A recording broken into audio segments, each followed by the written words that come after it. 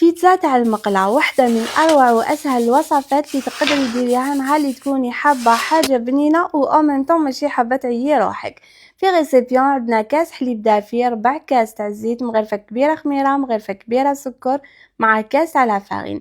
خلطوهم نخلوهم يرتاحوا واحد ل5 دقايق، من بعد نعاودو نولو ليهم نخلطوهم، نديرو لا فارين ديالنا، مغرفة صغيرة تاع لا ليفور شيميك، الملح، ونطمو لاباط تاعنا.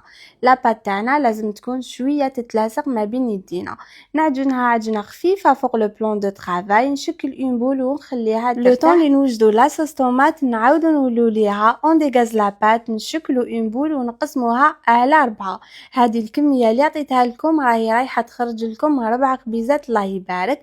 في بلاطو نسوبودري لا فارين، نحط لي بولات ديالي ونبداو ديراكتومون نفتحو لا بول الاولى ديالنا. نسي نفتحها على شكل دائري قيس المقيله اللي راني رايحه نطيب فيها.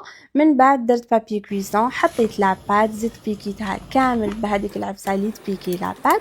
ودوكا نجوزو للطريقه تاع الطياب تاع لاباط بيتزا تاعنا. الوغ نحطوها على نار هاديه، كي نشوفوها تنفخت ودارت هذوك النبابل نقلبوها من الجهه اللي مليكه.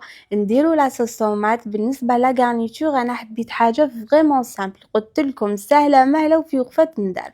دونك درت المايس، درت شويه تاع الزيتون كحل، نموت عليه. انا شحال تغيظني عمري كي نروح البيتزاريا ويعطوني حبه زيتونه نحب نزيد ندوموندي من نحشم الله غالب دونك زدت درت لها شويه تاع موزه من الفوقه. ولا هنا ندوزو باش نقسموها، ومن تحت كي تكون طيب لكم خلوها حتى تحمر باش نحوها من المقله. واللي يحب دير لها لي كوتي تاعها بالشاليمو تقدري ديري لها. انا حبيتها هكا، يعني هكا ما عنده ما خصها، جاتني محمره وطيبه بالطبع والجن. جيمغي بيان تجربوها وتخلوا لي رايكم. وصلنا لافين تاع لا فيديو، بيزو باي.